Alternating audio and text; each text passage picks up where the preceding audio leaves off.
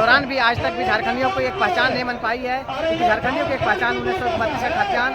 और मैं चाहता हूँ कि यहाँ की सरकार को राज्यपाल महामहिम राज्यपाल के संज्ञान को लेते हुए कि हम क्षेत्र में अगर बार रेस्टोरेंट खोलते हैं तो लोग शराब पियेंगे तो आपसी में झगड़ा करेंगे फिर केस मुकदमा होगा।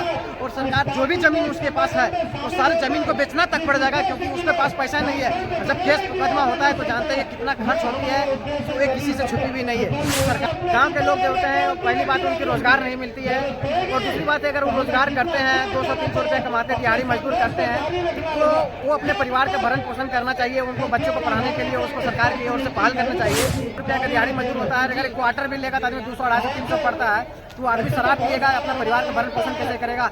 इससे क्या होगा देखिएगा, दो चीज समस्याएं होगी। सबसे पहली बात है जेएलकेएम के छात्र नेता चंदन जी हमारे बीच मौजूद है। आज फिर से पद यात्रा करते हुए राजभवन पहुंचे। चंदन जी क्या कहेंगे? सबसे पहले हमारे संथाल परगना के अगुवाई करता बहुत बहुत धन्यवाद देते हैं। उन्होंने पहल किया और उस पहल का हम लोगों ने आवाज़ बना, और हम लोगों ने सारे प्रमंडल, सारे जिलों से, सारे प्रखंडों से, समूचे गांव से लोग देखे होंगे कि हजार की संख्या में राजभवन के पास माननीय महामहिम राज्यपाल को ज्ञापन सौंपने के लिए आए हैं कि हमारे राज्य में 1932 का खाद्यान्न लागू किया जाए, साथ ही साथ स्थानीय नीति लागू किया जाए, नियोजन नीति लागू किया जाए, क्योंकि झारखंड बने हुए 25 साल के दौरान भी आज तक भी झारखंडियों को एक पहचान नहीं बन पाई है, क्योंकि झारखंडियों की एक पहचान 1932 का खाद्यान्न।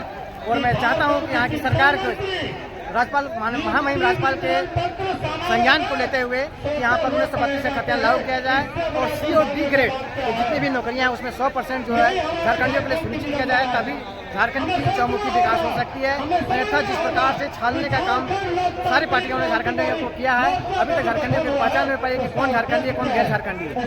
शराब नीति को कैसे देखते हैं, जिस तरह से गाँव में शराब के जैसे कि बार, रेस्टोरेंट ये सब खुलने वाले हैं? उसका पुरजोर विरोध होगा, क्योंकि देखिए गांव के लोग जो होते हैं, पहली बात उनकी रोजगार नहीं मिलती है, और दूसरी बात है अगर वो रोजगार करते हैं 200-300 रुपये कमाते हैं, दिहाड़ी मजदूर करते हैं, तो वो अपने परिवार का भरण पोषण करना चाहिए। उनको बच्चों को पढ़ाने के लिए उसको सरकार की ओर से पहल करना चाहिए। सरकार गांव-गांव में स्कूल होना चाहिए, क्वालिटी एजुकेशन देना चाहिए, क्वालिटी शिक्षक होना चाहिए, स्वास्थ्य की सेवाएं देनी चाहिए। लेकिन सरकार बार खोल के सरकार क्या चाहती है कि पूरा झारखंडियों को शराबी बनाएगा क्या?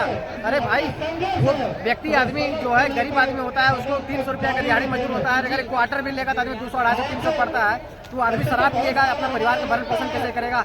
इससे क्या होगा देखिएगा, दो चीज समस्याएं होगी। सबसे पहली बात है अगर ग्रामीण क्षेत्र में अगर बार रेस्टोरेंट खोलते हैं तो लोग शराब पियेंगे तो आपसी में झगड़ा करेंगे फिर केस मुकदमा होगा।